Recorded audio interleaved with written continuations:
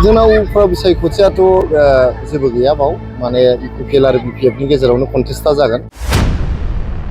एबार इपिपिएलनि जे बिजाथि जोंहा आदा निर्मल कुमार ब्रह्मआ गोबां बिबांनि भट लानानै गोबां गिदिर मार्जिननि गेजेरजोंहाय सिडली जे उफ्रा बिसायख'थि बेखौ जोङो इपिपिएलआ देरहानो थांगासिनो दङ। जोंनाव उफ्रा बिसायख'थियाथ' जेबो गैया बाव माने इपिपिएल आरो बिपिएफनि गेजेरावनो कन्टेस्टआ जागोन। बेयो मोनसे फ्रेन्डलि मेच बायदि जोंनि इपिपिएल आरो बिपिएफनि गेजेरावहाय जोंहा सावरायनायाबो सोलिबाय थादों आरो सावरायफुबाय थानाय गेजेरावनो नैबे जोंहा सिडलीनि जे बाइ इलेक्सन बे फैबाय जखन दा जोंहा बेयो मोनसे फ्रेन्डलि कन्टेस्ट बायदि जानानै दङ आरो बे फ्रेन्डलि कन्टेस्टआव जोंहा एमएलएआ जिहेतु इपिपिएलनि खामोन आगोलावनो एबार इपिपिएलनि जे बिजाथि जोंहा आदा निर्मल कुमार ब्रह्मआ गोबां बिबांनि भट लानानै गोबां गिदिर मार्जिननि गेजेरजोंहाय सिडली जे उफ्रा बिसायख'थि बेखौ जोङो इपिपिएलआ देरहानो थांगासिनो दङ। बिपिएफआ गोहोम गोग्लैनाय नङा? बिपिएफआ गोहोम गोग्लैगोन होननानै आं सानाखै। मानो होनोबा रायजो राजाफ्रा खुंथाय गोहोआव जायफोर हान्जाफ्रा थायो बेजोंनो उफ्रा बिसायख'थियाव थायो। गतिके बिपिएफआ गावनि हान्जाखौहाय फोथांनानै लाखिनो थाखाय गावनि हान्जानि वार्कारफोरखौ हमथानानै लाखिनो थाखाय बे बिसायख'थिखौ गेलेदों होननानै आं मिथिदों। बिथांमोननि सर्सनिफ्रायहाय बिथांमोना गावसिनि वार्कारफोरखौ हमथानो नागिरदों आरो माखासे भटारफोरखौ हमथानो नागिरदों। बे गाज्रि नङा। जों इपिपिएल आरो बिपिएफनि गेजेराव मोनसे फ्रेन्डलि कन्टेस्टआवनो जागोन।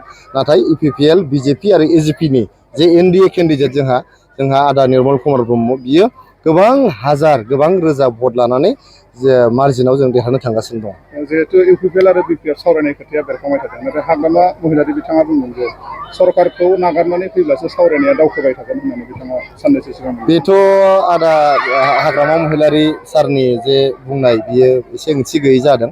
बिथाङा मिडियायावहाय एसे हमथा बुङोबा मोजां आं खावलायदों। बिथाङा जोंनि जोबोद सिनियर मानसि बे गिदिर सासे दैदेनगिरि बिथाङा बर' हारिखौ गोदोनिफ्रायनो दैदेनबोनाय। गतिके बिथांनि खुगानिफ्राय जानला मोनला बाथ्राफ्रा बियो समाया। गतिके बिथाङा हमथा बुङोबा जोबोर मोजां जायो। जों बिथांनि जोबोद जुनियर मानसि जों बिथांखौ सुबुरुन होनो समाया। खिन्थु दिनैहाय बिथांमोना बिपिएफआबो फ्ल'र कअर्डिनेसनावहाय जोंनि एनडिएजोंनो दङ। एसेम्ब्लिनि फ्ल'र कअर्डिनेसनाव साथाम बिथांमोना एमएलए दङ रबिराम नार्जारि आरो बे उदालगुरियाव सानै दङ। सासे सरन बर' आरो सासेया मा नाम मोनलाय जोंहा बुंलाबाय थाग्रा मिडियायावहाय बे सासे एमएलए दंबावो। बिसोर साथाम दङ। साथामाबो जोंनि एनडिएनि फ्ल'र कअर्डिनेसनाव बिथांमोना एनडिएजोंनो दंफायो आसाम एसेम्ब्लियावहाय। गतिके बिथांमोनाथ' नागारनानै फैयाखै आरो जों सरकार सालायफुबाय थानायाव मानो नागारनानै फैनांगौ जाखो? नागारनायनि बाथ्रायानो गैया। आङो बिथांखौ बुंनो लुबैदों 2025 मायथाइनि डिसेम्बर दानसिम जोंनि एनडिएनि जे सरकार जोंनि बिटिआरआव सोलिबाय थागोन।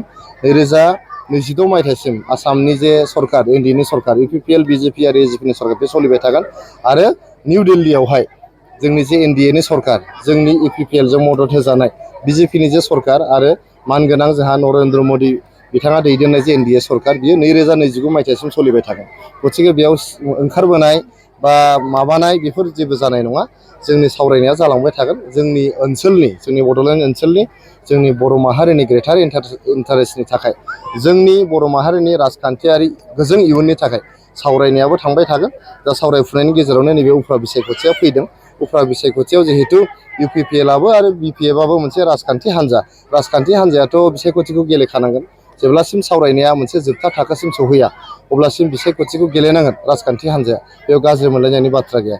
नाथाय बिथांमोनखौ आं खावलायदों बेखौ मोनसे फ्रेन्डलि कन्टेस्ट होननानै हमना लादों बिथांमोना। जोंबो बिदिनो फ्रेन्डलि होननानै बेखौ माने साननानै लादों इपिपिएलआबो। आरो जिहेतु जों इपिपिएलआ एनडिएनि मदद मोननाय मोनसे हान्जा बिजेपि आरो एजिपिनि मदद मोननाय हान्जा जोङो गोबां बिबांनि भटजोंहाय जों बे इलेक्सनखौ देरहानो थांगासिनो दं।